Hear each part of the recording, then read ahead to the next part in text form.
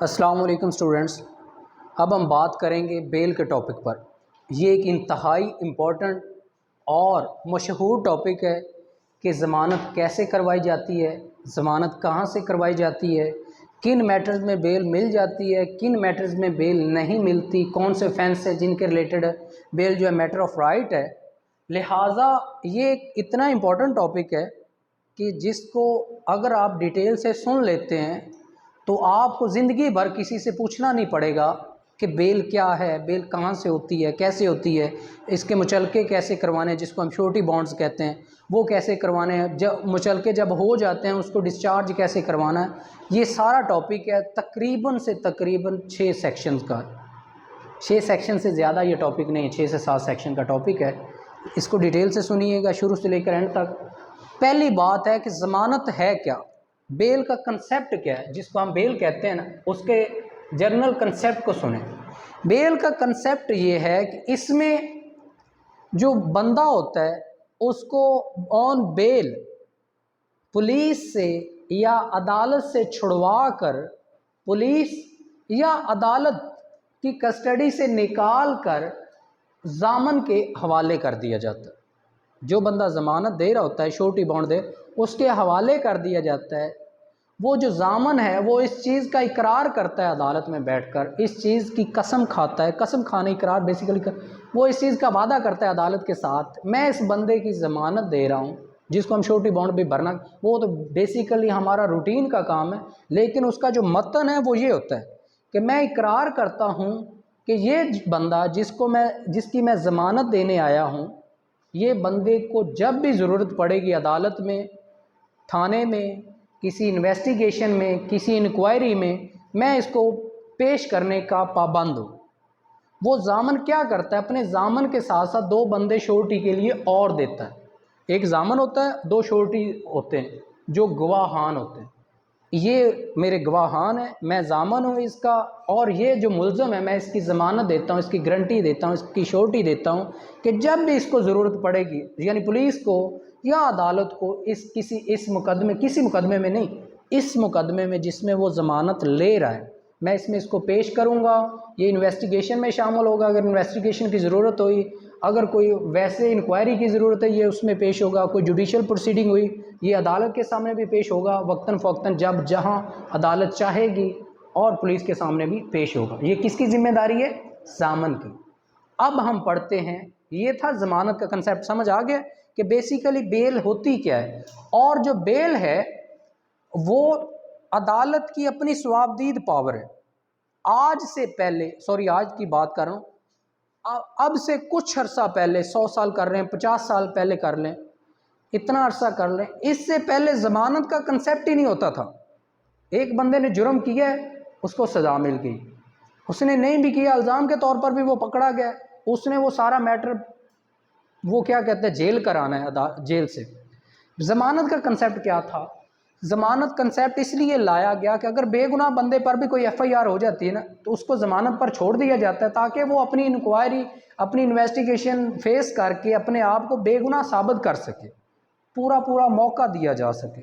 तो ये है थोड़ा सा बेल का बैकग्राउंड। अब हम बात करते हैं सेक्शन बेल की। जो पहली सेक्शन है, बेसिकली CRPC की ये सेक्शन है 496, लेकिन बेल का पहला सेक्शन है, in what cases bail to be taken, किन केसेस में, किन सूरत हाल में जो बेल है वो ले ली जाएगी। बेल लेना क्या है? मैटर ऑफ राइट है। इसको अगर हम कहें ना मैटर ऑफ राइट, तो ये कहना भी गलत नहीं है। इसको अब हम पढ़ते हैं। मसला कहाँ आता है? मसला यहाँ आता है कि हमारे जो लोग हैं वो लॉ को एक तो पढ़ना नहीं चाहते, अगर उनको पढ़ा पढ़ाया मिल भी जाए तो पूरा ऊपर सुनना नहीं चाहते। फिर क्या करते हैं? उसके तरले लेते हैं, उसकी मिन्नतें करते हैं, सीनियर के 5-5 साल नीचे लगे रहते हैं, उनकी फाइलें उठाकर डेटे लेते रहते हैं। भाई सीनियर पकड़ो फाइल सीधी करने के लिए, केस की तरतीब लगाने के लिए, उसके साथ साथ लॉ पढ़ना सीखो। जब आप लॉ पढ़ना सीख जाएंगे तब आपको वैसे ही ज़रूरत नहीं रहेगी। सीनियर की ज़रूरत होती है, बड़े का साया होना चाहिए, लेकिन यार इस तरह उनका साथ ना लो कि आप सारी ज़िंदगी डेटें लेते रहो। लॉयर बनने जाते हो सीनियर के पास, लॉयर बन के निकलो, थोड़ी सी तैयारी करो, अदालतों में आना कैसे है, बोलना कैसे है, खड़े कैसे होना है, फाइल कैसे जमा करवानी, इतना सीख लिया, बाकी लॉ खुद पढ़ते जाओ और अप्लाई करते जाओ। 496 है जी, in what cases bail to be taken when any person. हर लफ्ज पर गौर करने में मैं बार बार इस चीज पर गौर करता हूं कि वर्डिंग, मेन चीज वर्डिंग होती है।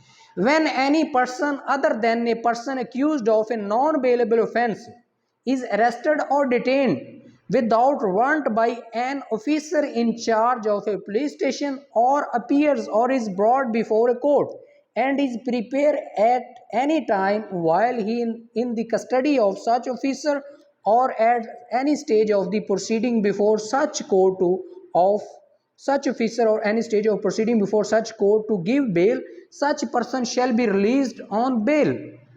पहले उसने बात क्या की है, when any person, कोई भी शख्स, other than a person accused of non bailable offense, non bailable offence जिस बंदे ने किया है उसके अलावा कोई भी बंदा जिसने बेलेबल ऑफेंस किया है, काबिल जमानत जुर्म किया है, उसको 496 के तहत अदालत और पुलिस बेल देने की बाउंड है। उसकी बेल डिसमिस नहीं कर सकती, खारिज नहीं कर सकती। वो क्या है, उसका मैटर ऑफ राइट पे उसको बेल मिल जाती है। इस सेक्शन को दोबारा सुने। When any person other than accused of non bailable offence, जिस बंदे ने नॉन बेलेबल ऑफेंस किया है उसके अलावा वो लोग जिन्होंने बेलेबल ऑफेंस किए, यानी ये सेक्शन 496 इसको डील करती है कि जिस बंदे ने बेलेबल काबिल ज़मानत जुर्म किया है, बेलेबल ऑफेंस किया है, उसको अदालत बग़ैर किसी पड़ताल के, बग़ैर तहकीक के, यानी वो जो बग़ैर किसी बहाने हिल्लो हुज्जत के होता है ना रोबन, जब हम बेलेबल ऑफेंस में जाते हैं बग़ैर बहस के वो उसको बेल ग्रांट कर दी जाती, पहले अलाउ हुई होती है, बस दायर करनी पड़ती है। यानी मतलब क्या है कि बेलेबल ऑफेंस में बेल देना मैटर ऑफ राइट है हर बंदे का, ना जज ना पुलिस डिनाई नहीं कर सकती। आगे पढ़ो। Provided that such officer of court if he or it thinks fit he may be interested of taking bail from such person, discharge him on his executing a bond without surety for his appearance as herein provided। अब इसमें ये कहता है कि उससे surety ले ली जाएगी, ज़मानत ले ली जाएगी, उसके बाद उसको छोड़ा जाएगा, लेकिन उसकी बेल जो है वो रिजेक्ट नहीं की जाएगी। अदालत को या पुलिस ऑफिसर को जो बेसिक लगे उतनी हद तक मचलका ले लेगी श्योरिटी बॉन्ड लेना। क्वेश्चन आ गया जी हमारे पास, सेक्शन है 497, इसको हम कहते हैं जी पोस्ट अरेस्ट बेल।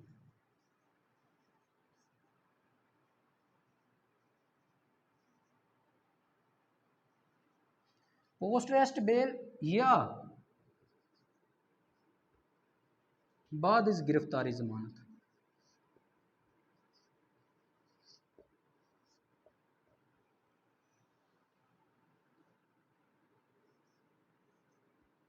बाद इस गिरफ्तारी जमानत, ठीक है। सेक्शन 497 डील करता है पोस्ट अरेस्ट बेल को। इसका जो टाइटल सेक्शन में दिया गया वो कुछ और है, when bail may be taken in case of non bailable offence. Section 497 के तहत जो वो जराइम जो नॉन बेलेबल हैं, वो जुर्म, वो ऑफेंस जो नॉन बेलेबल हैं, उनमें ज़मानत कैसे अदालत अदा करेगी और किन सूरतों में अदा नहीं करेगी, वो हम पढ़ते हैं 497, ठीक है।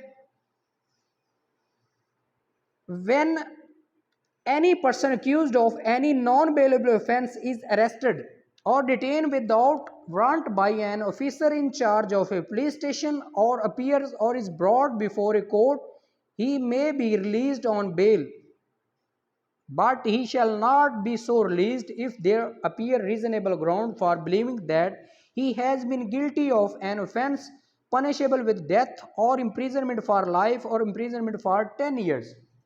अब सेक्शन 497 के तहत पोस्ट अरेस्ट बेल के सेक्शन के तहत नॉन बेलेबल ऑफेंस में जो अब बेल है वो 497 ऑफेंस सेक्शन के तहत मिलेगी, लेकिन अगर जुर्म जो ऑफेंस है वो इस कैटेगरी का हो जिसकी सज़ा जो है वो डेथ हो, लाइफ इम्प्रिजनमेंट हो या 10 ईयर इम्प्रिजनमेंट हो, ऐसी सूरतों में बेल जो है वो नहीं मिलेगी, बेल नॉट ग्रांटेड। क्योंकि ये चला जाएगा प्रोहिबिटरी क्लॉज में। ठीक है, 10 साल जिस भी ऑफेंस की सज़ा है 10 साल से ऊपर या 10 साल तक, डेथ तो वैसे ही बड़ी पेनल्टी है ना, कैपिटल पनिशमेंट है, लाइफ इम्प्रिजनमेंट भी कैपिटल पनिशमेंट है, life imprisonment.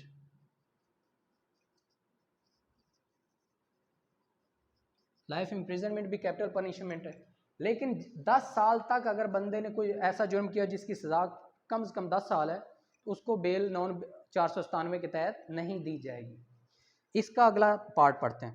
Provided that the court may direct that any person under the age of 16 year or any woman or any sick or infirm, infirm होता है ज़ईफ बंदा, person accused of such an offence be released on bail. इसी का सब part 497 का, अगर एक बच्चा माइनर है कितने साल का, 16 साल या उससे कम का, 16 ईयर का, एक वुमेन है, औरत है, या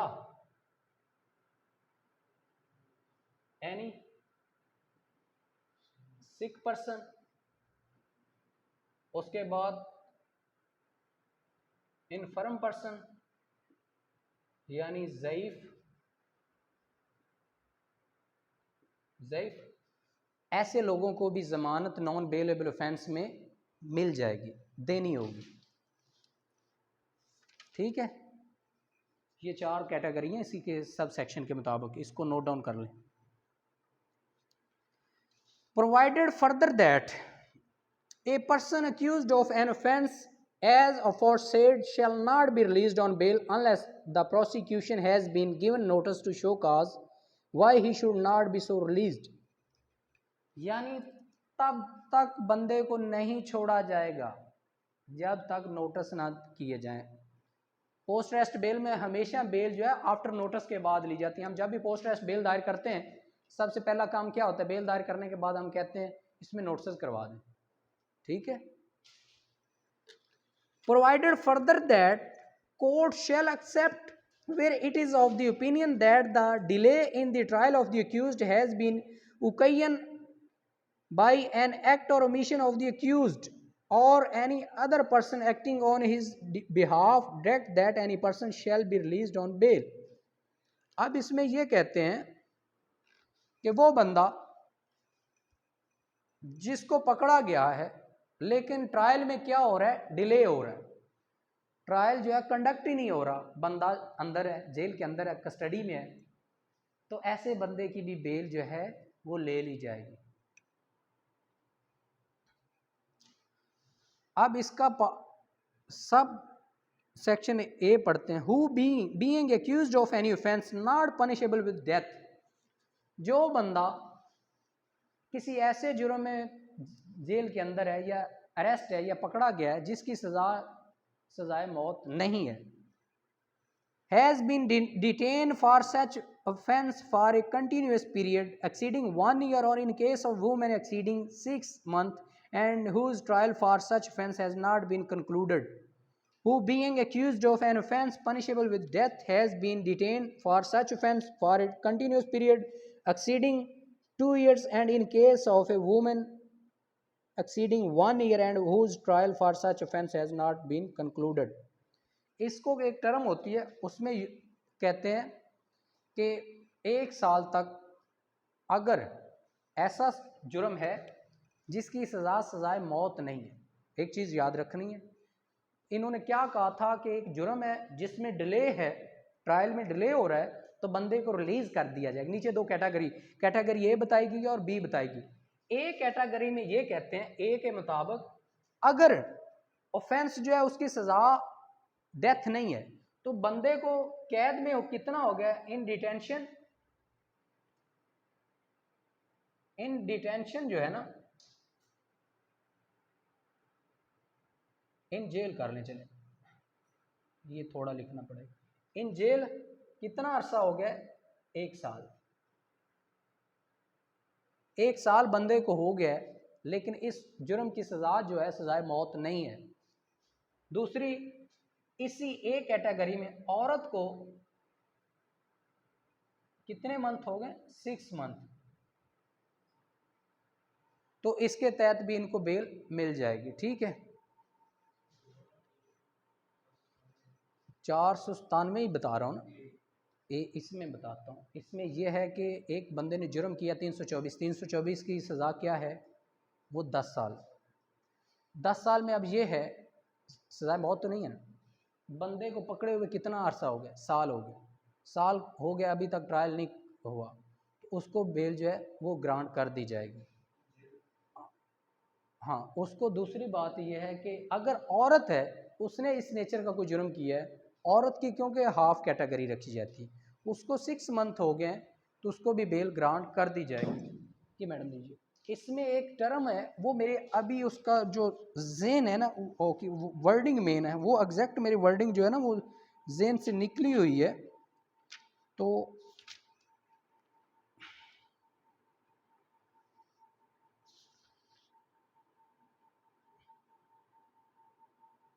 ये एक प्रिंसिपल बेल में यूज़ होता है, उसके मुताबिक वो बेल आपको उसमें देनी पड़ती है। 1 साल से ज़्यादा अगर टाइम हो गया तो वो उसमें बेल होती ही होती है, कोई भी ऐसा काम हो।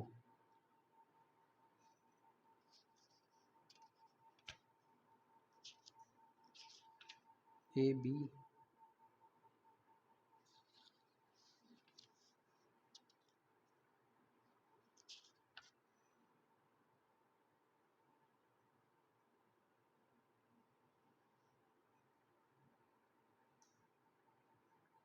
यार ये जेन से अल्फाज का निकल जाना।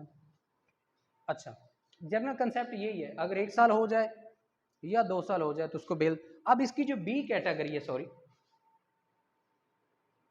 बी कैटेगरी में क्या कहता है, who being accused of an offense punishable with the death has been detained for such offense for a continuous period exceeding 2 years, and in case of a woman exceeding 1 year and whose trial for such offense has not concluded।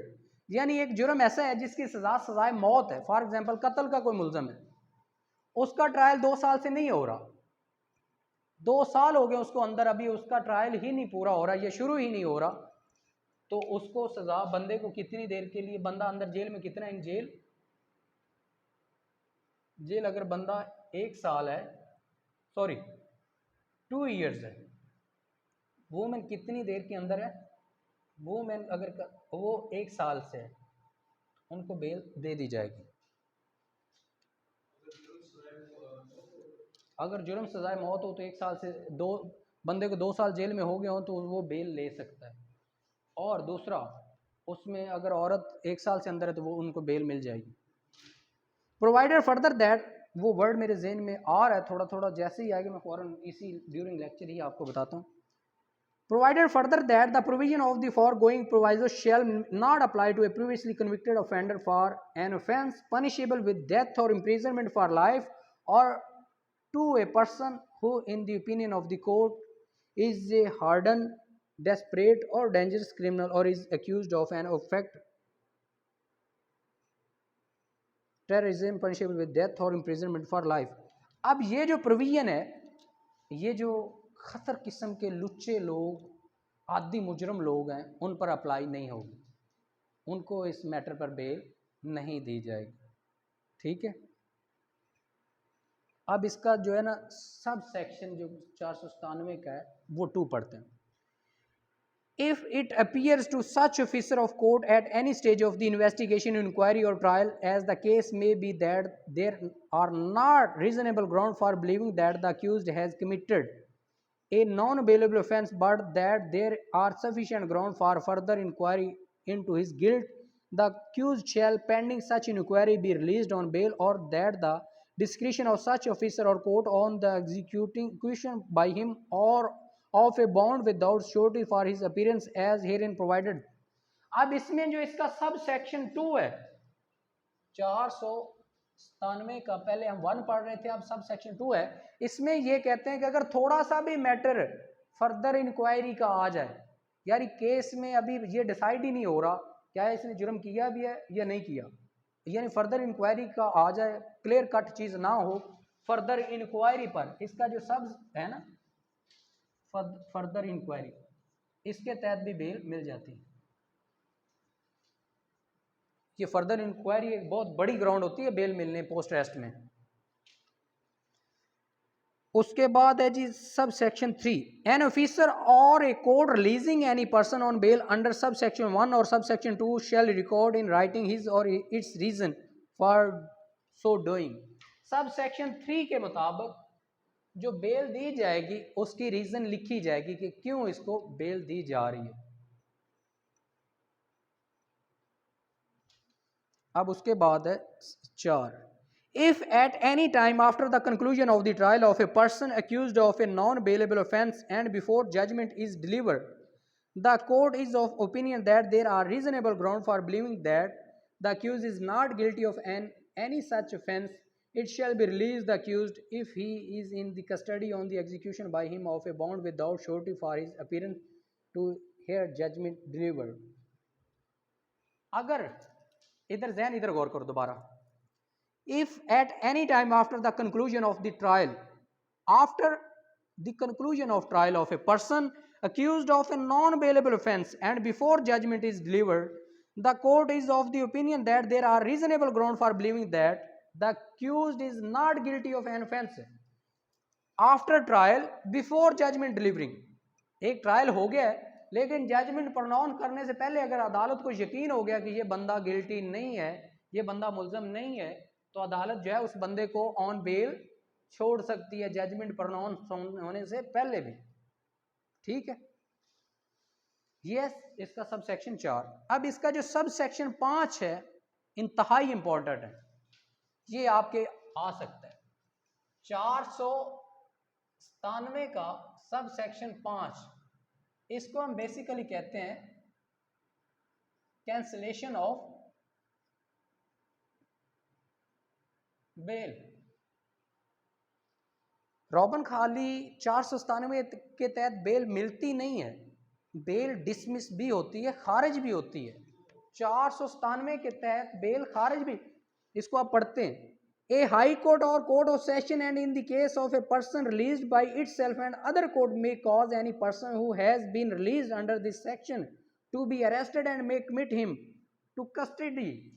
यानी इस section के तहत 497 के तहत high court ने या sessions court ने या किसी और अदालत ने एक बंदे को अगर छोड़ा भी हुआ है, खुद ही चाहे छोड़ा है या किसी और अदालत ने छोड़ा है, तो वो खुद ही उस बेल को कैंसिल करके उस बंदे को जेल में भेज सकती है।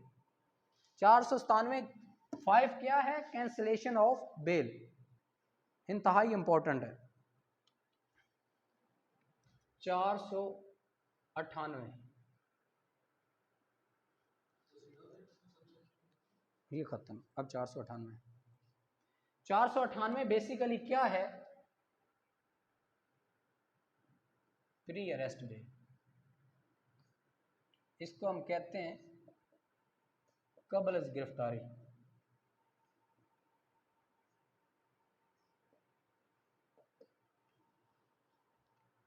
कबल अज़ गिरफ्तारी जमानत जो होती है,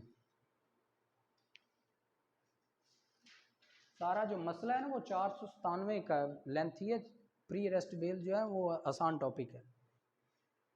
अच्छा जी, इसको पढ़ते हैं। 400 power to direct admission to bail or reduction of bail. इसमें होता क्या 497 में? बेसिकली 497 का कंसेप्ट जो था वो इसलिए था कि इससे पहले मामला जो थे वो बड़े लेंथी होते थे। यानी लोग जो क्या करते थे, कोई भी ऑफेंस हुआ है, सियासी लोग या जैसे भी लोग, वो अदालतों में चले जाते शौक से, जी हम सियासी शहीद हैं, हम सियासी विक्टिम हैं। अब ट्रेंड क्या चला हो, अब जिस पर भी पर्चा होता है, जिस पर भी FIR होती है, वो कबल गिरफ्तारी ज़मानत में चला जाता है, प्री अरेस्ट बेल में चला जाता है कि मुझे जेल ना जाना पड़े, मैं ताकि बाहर रहकर अपने आप को बेगुनाह साबित कर सकूं, अपनी इंक्वायरी बर्दाश्त कर सकूं, फेस कर सकूं। ये बेसिकली उन लोगों को हेल्प आउट करने के लिए है जिन लोगों पर नाजायज़ पर्चे होते हैं, झूठे पर्चे होते हैं।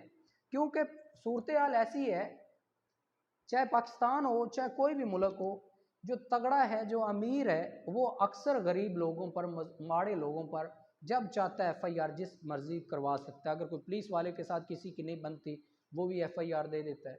बाज़ पहले ये होता था कि सियासी लीडरान जो हैं, दूसरे सियासी लीडरान को डिस्टर्ब करने के लिए, परेशान करने के लिए ऐसे झूठे पर्चे करवाए रखते थे। तो उनसे बचने के लिए क्या है, 498 की आप कबल गिरफ्तारी प्री अरेस्ट बेल करवा लेते हैं। बाकी बाद में आप जब इन्वेस्टिगेशन में आपको बुलाया जाता है, जिसको हम कहते हैं शामिल तफ्तीश होना, तो आप शामिल तफ्तीश हो जाते हैं, उस इंक्वायरी को भुगतते हैं।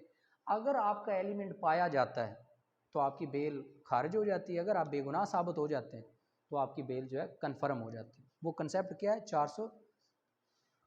अब जो कंसेप्ट आ गया इन दिनों सीन ये है कि जो कबल गिरफ्तारी ज़मानत है उसके चांसेस 100 में से 5 या 10% है कन्फर्म होने के।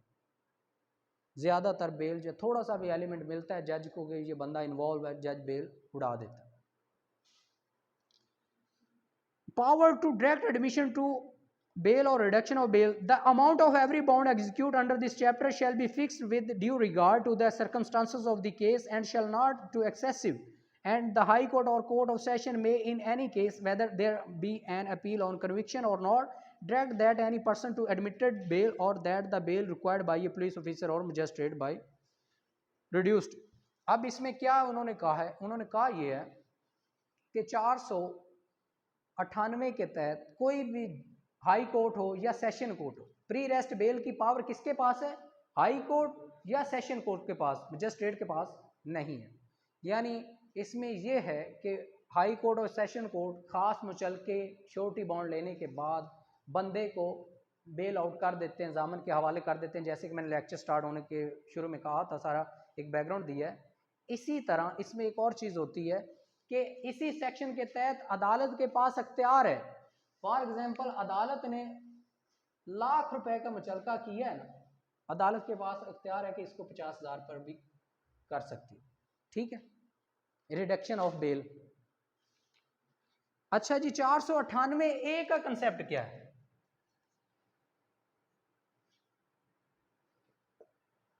498 CRPC, no bail to be granted to a person not in custody court or against whom no case is registered. 498A ये है, उस बंदे को बेल बिल्कुल नहीं दी जाएगी जिस पर FIR नहीं है और जो बंदा पुलिस की हिरासत में नहीं है। दो चीजें हैं, पहली जिस पर FIR नहीं है और जो बंदा पुलिस के पास हिरासत में नहीं है, तीसरा जो बंदा अदालत में पेश नहीं हुआ। तीन चीजें आपने याद रखनी है 498A में। बेल सिर्फ उस बंदे को दी जाएगी जो किसी FIR में नामजद है या जो किसी FIR में इन्वॉल्व है। दूसरा, बेल उस बंदे को दी जाएगी जो पुलिस की हिरासत में होगा या किसी जेल में होगा। तीसरा, बेल उस बंदे को दी जाएगी जो बंदा अदालत के सामने पेश होगा। जो बंदा घर बैठा हुआ है, बेल उसके लिए अप्लाई कर दी जाएगी नहीं। लॉ कहता है अगर प्री अरेस्ट बेल लेनी है तो पहले अदालत आना पड़ेगा। ठीक है, ये बेल पता क्या होती थी बेसिकली? इसका कंसेप्ट ये था कि जो सियासी लीडरान है ना, उन पर जब FIR होती थी तो वो 10-12 FIRs में इकट्ठी बेल करवा लेते थे अपने आप को प्रोटेक्ट करने के लिए। Anticipatory bail, protective bail. तो लॉ ये कहता है, ये भुट्टो साहब का काम था। उन्होंने किया क्या, उन्होंने ये किया कि इसको थोड़ा सा ना ये डाल दिया कि जो जिस पर FIR होगी वो बेल करवाएगा, जो पुलिस के यहाँ पेश होगा या अदालत में पेश होगा उसको बेल मिलेगी, दूसरे को बेल नहीं मिलेगी। कंसेप्ट समझ आ गया? इसको हम इसकी इंग्लिश नहीं पढ़ रहे, इतना ही है पढ़ने के बाद भी।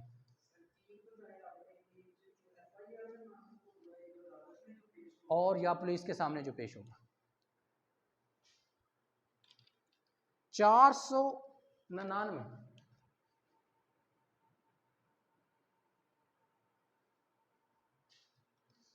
bond of accused and sureties. Before any person is released on bail or released on his own bond, a bond for such sum of money or as the police officer or court as the case may be thinks sufficient shall be executed by such person, and when he is released on bail by one or more sufficient sureties, condition that such person shall attend at the time and place mentioned in the bond and shall continue so to attend until otherwise directed by the police officer or court as the case may be. If the case so required, the bond shall also bind the person released on bail the appear when called upon high court, court of session और other court. इसमें यह है कि जिस बंदे को भी bell पर छोड़ा जाएगा या उसकी वो क्या कहते हैं बेल बॉन्ड लिए जाएंगे, उससे बेल लेने के बाद जो भी उसका ऑर्डर होगा उसको छोड़ दिया जाएगा। जो भी श्योरिटी बताई जाएगी, for example 1 lakh surety bond पर इसको छोड़ दिया जाए, श्योरिटी लेने के बाद बेल बॉन्ड मुचलके जमा करवाने के बाद बंदे को क्या है छोड़ दिया जाएगा। एक बंदा जेल के अंदर है, उसके लिए और order section 500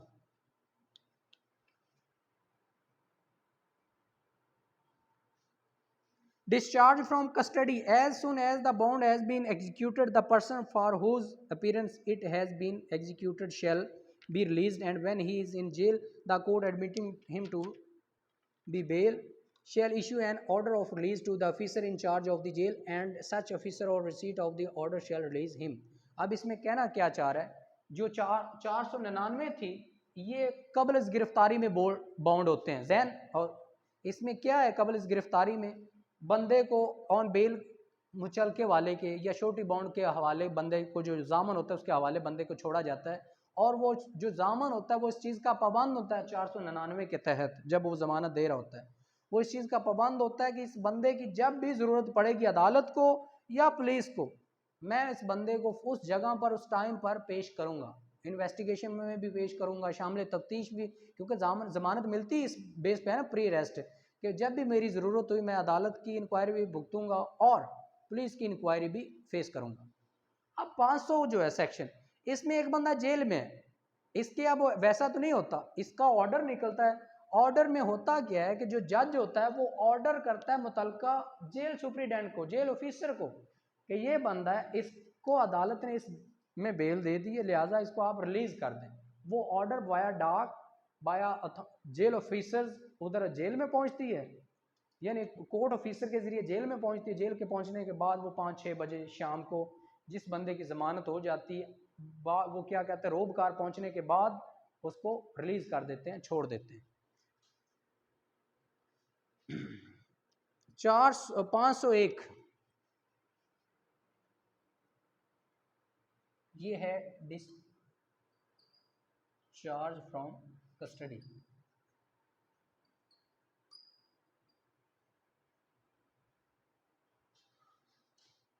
submit bail bond,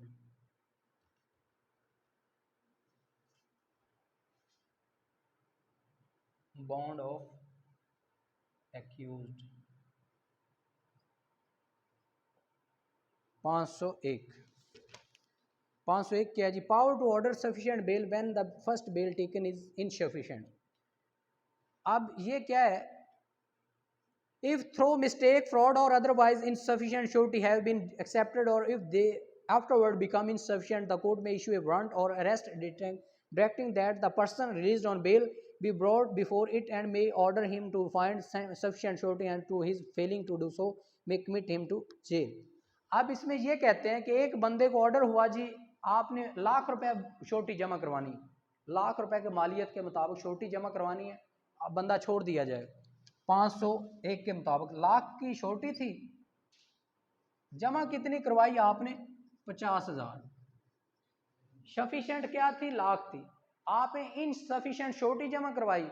जब इनसफिशिएंट श्योरिटी बाई मिस्टेक या आपने फ्रॉडली जमा करवाई है, अदालत को पता चल गया कि आपने लाख रुपए की बजाय 50,000 अपनी सिक्योरिटी दी है, अदालत आपको कहती है या तो अपनी श्योरिटी पूरी करो, जो आपकी जमानत जितनी बनती है उसके मुताबिक अपना क्राइटेरिया फुलफिल करो, अगर फुलफिल नहीं करते तो जेल जाओ, ठीक है। अगर वो बंदा अपनी ज़मानत पूरी कर लेता है, जितनी उसको श्योरिटी बॉन्ड कहा जाता है वो कर देता है तो ठीक है, अदरवाइज क्या है, उसको जेल भेज दिया जाएगा। रॉबन ओके हो गया? 502 डिस्चार्ज ऑफ श्योरिटीज। अब कंसेप्ट होता है कि श्योरिटी कैसे छुड़वाई जाए।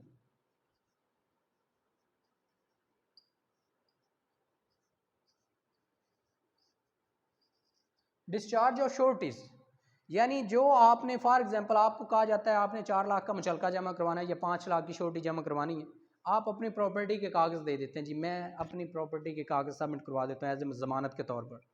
आपको ज़रूरत पड़ जाती है, आपने उसको डिस्चार्ज करवाना, उसके तहत आपको एप्लीकेशन देनी होगी डिस्चार्ज करवाने के लिए। इसको पढ़ते हैं आप। All or any sureties for the attendance and appearance of a person released on bail may at any time apply to a magistrate to discharge the bond either wholly or so far as relates to the applicants. On such applications being made, the magistrate shall issue warrant of arrest directing that the person so released be brought before him on the appearance of such person pursuant to the warrant or his voluntarily surrender. The magistrate shall direct to bond to be discharged either wholly or so far as relates to the applicants, and the shall call him such person to find other sufficient sureties, and if he fail to do so, commit him to custody. बात क्या है? आपकी ज़मानत दी, for example इसको मैं आपको example के साथ समझाता हूँ। ए ने ज़मानत दी बी की, बी ने क्या रखवाया, अपना घर की ज़मानत दी, घर की रजिस्ट्री। अब ए ने ज़मानत किसकी दी है? बी की। ए ने जब ज़मानत दी, अपने घर के डॉक्यूमेंट एक बी की खातिर ज़मानत में दिए, जामन बन कर गया। अब अभी ज़मानत चल रही है, केस ख़त्म नहीं हुआ। ए कहता है जी मैंने अपनी ज़मानत जो है वो खारिज करवानी, अपनी प्रॉपर्टी जो है वागजार करवानी है, वहाँ से फ्री करवानी है। वो जाके देता है एप्लीकेशन मजिस्ट्रेट को, जी मुझे ये प्रॉपर्टी मैंने फ्री करवानी है मुचलके से, लिहाजा मुझे ये रिलीज़ कर दी जाए। अदालत क्या करेगी? अदालत इसको समन करेगी, भाई तेरा जो जामन है वो तेरे से हाथ उठा बैठा है, उसके खिलाफ पहले बेलेबल वारंट जारी करेगी, अगर नहीं आता फिर नॉन बेलेबल करके उसको पकड़ के लाएगी। अगर वो खुद आ जाता है वो तो अच्छी बात है। जब वो अदालत में पहुंच जाता है, चाहे पकड़ के लाया जाए या खुद आ जाए, जब वो पकड़ के आ जाता है, बी जो बी क्या है? अक्यूज्ड है, मुल्ज़म है। ये क्या है? जामन है। इसको अदालत ये कहेगी भाई तेरा 1 लाख का मुचलका था, इस बंदे ने अपनी प्रॉपर्टी रिलीज करवा ली है, लिहाजा आप ये करो, या तो 1 लाख का जो आपका मुचलका है वो दोबारा जमा करवा दो, हम आपको आज़ाद रहने देते हैं। अगर आप अपना मुचलका नहीं जमा करवाते तो आपको क्या किया जाएगा? आपको हम जेल भेज रहे हैं। ठीक है, इतनी सी बात है। और ये हमारा जो कंसेप्ट है ये क्लियर है। ये था बेल का कंसेप्ट, हमने इसको हर एंगल से किया है, चाहे लॉ गैड का चैप्टर हो, चाहे वो क्या कहते हैं बेल हो, किसी भी टॉपिक का लेक्चर हो, इससे ऑथेंटिक लेक्चर नहीं बन सकता।